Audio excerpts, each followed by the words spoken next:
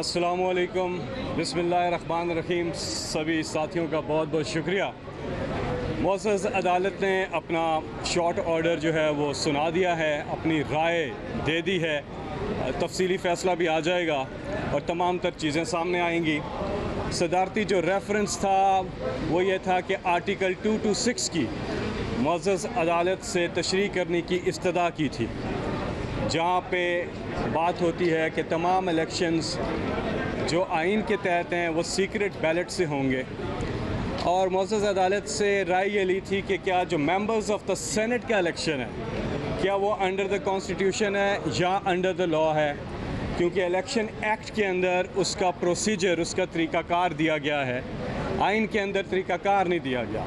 बाकी तमाम जो कॉन्स्टिट्यूशनल इलेक्शंस हैं या अंडर द कॉन्स्टिट्यूशन जो इलेक्शंस हैं उनका तरीक़ाकार भी कॉन्स्टिट्यूशन के अंदर दिया गया है। तो ये तशरीह मुअज़्ज़ज़ अदालत से इस्तदा की थी कि आर्टिकल 226 की तशरीह। मुअज़्ज़ज़ अदालत का जो फ़ैसला आया है वो खुशाइन फ़ैसला है, ज़बरदस्त फ़ैसला है। यहाँ पे मुअज़्ज़ज़ अदालत का बहुत बहुत शुक्रिया कि उन्होंने तमाम फ़रीक़ैन को सुना।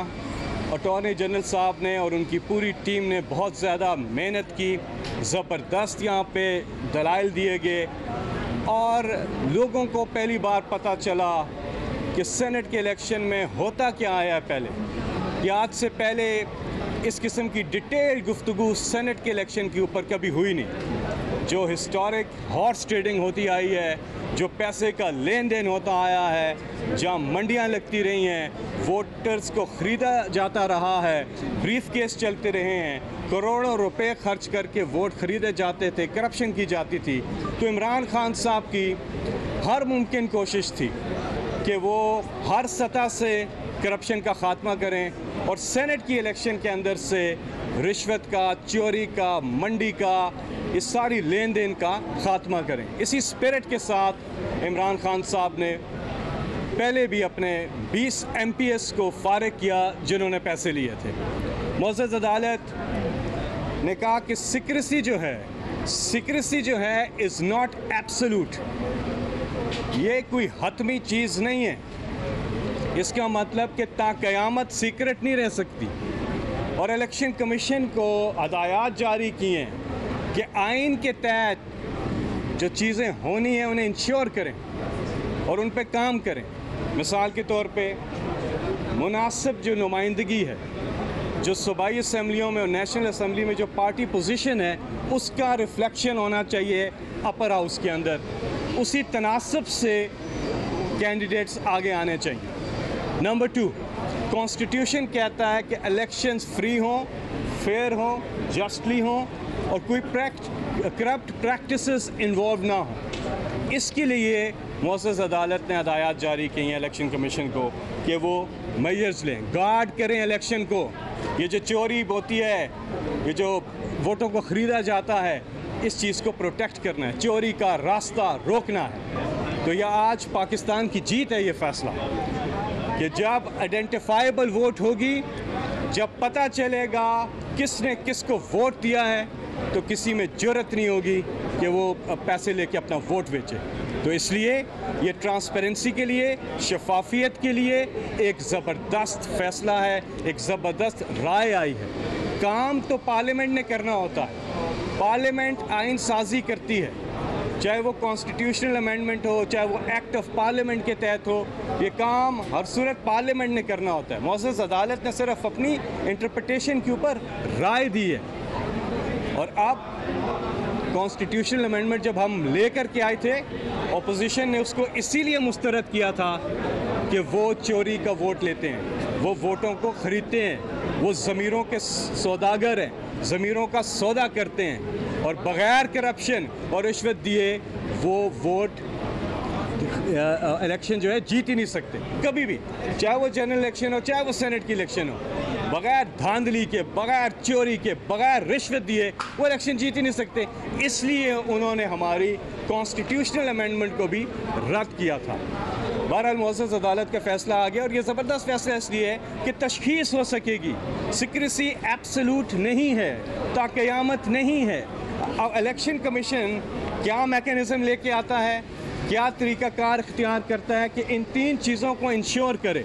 नंबर 1, सिक्रेसी नहीं होगी, आइडेंटिफाइबल होगा। नंबर 2, जो तनासब है पार्टियों का असम्बलियों के अंदर, उसी मुनासबत से सेनेट के अंदर रिप्रेजेंटेशन होगी, प्रोपोर्शनल रिप्रेजेंटेशन होगी। और नंबर 3, गार्ड करेगा इलेक्शन कि इलेक्शन फ्री है, फेयर है और कोई करप्ट प्रैक्टिसेस इन्वॉल्व नहीं है। इमरान खान साहब ने ये जद्दोजहद की करप्शन के ख़िलाफ़, इमरान खान साहब हर सतह से करप्शन का ख़ात्मा चाहते हैं और अपोजिशन हर सतह की करप्शन का तहफ़्फ़ुज़ चाहती है। इमरान खान साहब शफाफियत चाहते हैं, अपोजिशन धौंस और धांधली और 2 नंबरी चाहती है। तो आज इमरान खान साहब की जीत हुई है। ये जो तशख़ीस होना है, आइडेंटिफाइबल होना है, सिक्रेसी का एब्सोल्यूट ना होना है, ये जीत है। और इंशाल्लाह जद्दोजहद जारी रहेगी। इमरान खान साहब 96 में जब पॉलिटिक्स में आए थे, वो करप्शन के ख़ात्मे के लिए, गुर्बत के ख़ात्मे के लिए आए थे। किस तरह से करप्शन माशरे को तबाह करती है, मुल्कों को तबाह करती है, ये इमरान खान साहब ने इसमें लोगों का शऊर बेदार किया और अल्लाह ने उन्हें सुरखरू किया, अल्लाह ने उन्हें सुरखरू किया। और इंशाल्लाह आगे भी कामयाबियाँ वो समेटेंगे। इमरान खान साहब की जो पूरी जद्दोजहद है वो गुर्बत के ख़ात्मे के लिए, कि ये लोग करते क्या थे, हुक्मरान इक़्तिदार में आके करप्शन करके, चोरी करके, मनी लॉन्ड्रिंग करके गरीब अवाम को नुकसान पहुँचाते थे। इमरान खान साहब ने ना अपनी मिलें लगानी है, ना अपनी फैक्ट्रियाँ लगानी है, ना एवन फील्ड में अपार्टमेंट बनाने हैं, ना सरे में महल बनाने हैं। उन्हें जो करना है इस मुल्क के लिए करना है। और जब इमरान खान साहब ने अपने आप को अकाउंटेबल किया, जब उन्हें पॉलिटिकल विक्टिमाइजेशन का निशाना बनाया गया पैनामा केस के अंदर, इसी मुअज़्ज़ज़ अदालत के सामने उन पर केस किया गया, तो इमरान खान साहब ने अदालतों पे हमले नहीं किए थे। इमरान खान साहब कोई पब्लिक ऑफिस होल्ड नहीं करते थे, लेकिन फिर भी वो हलाल की कमाई जो बाहर की और एक एक पाई पाकिस्तान लेकर के आए, उस पर उन्होंने हिसाब दिया। उन्होंने 40 साल पुराना रिकॉर्ड दिया, 60 से ज़्यादा दस्तावेज़ात दी और अदालत से सुरखरू निकले। अच्छा, ये बताइएगा, ये फैसला तो आ गया, अब खुफिया रायशुमारी होगी, तो आपके अरकान जिनके बारे में कहा जा रहा है कि उनके अपोजिशन से राब्ते हैं, क्या PTI को एक बहुत बड़ा नुकसान नहीं होगा? PTI तो एक्शन ले चुकी थी। हमने जो 20 MPs फारिग किए हैं वो तो एक मिसाल कायम कर दी थी। अब तो पूरी तरह से हमारे, और वैसे हमारे जितने भी MPs हैं बड़े ज़बरदस्त लोग हैं, हमें कोई इस चीज़ का नहीं है, लेकिन ये जो आइडेंटिफाइबल होगा कि एब्सोल्यूट सिक्रेसी नहीं है, ये भी ट्रांसपेरेंसी की तरफ एक बहुत बड़ी पाकिस्तान की एक फतह है। जी ये बताइएगा फैसल भाई कि आगे जो हफीज शेख हैं, आप क्या समझते हैं उनके लिए ज़रा मामलात मज़ीद ज़रा गंभीर नहीं होंगे? ना ना ना ना ना गंभीर, देखें, गंभीर तो आपकी अपोजिशन की जो प्रेस कॉन्फ्रेंसेस हैं, जो मीडिया टॉक्स वो कर रहे हैं, उनके चेहरे पे आया है, बौखलाहट है उनके चेहरे पे। क्यों? अभी रिसेंटली, दूर की बात नहीं कर रहा, पिछले ही चंद दिनों की बात है कि इन्होंने अपने अरकान पार्लियामेंट को कुछ हदायत दी थी जिस पर उन्होंने अमल करने से इनकार किया था। फिर इन्होंने जलसे में खड़े होकर कहा कि जो हमारी हदायत पे अमल नहीं करेगा उसके घरों का घेराव करेंगे। उन्हें कहा नहीं देंगे हम इस्तीफे।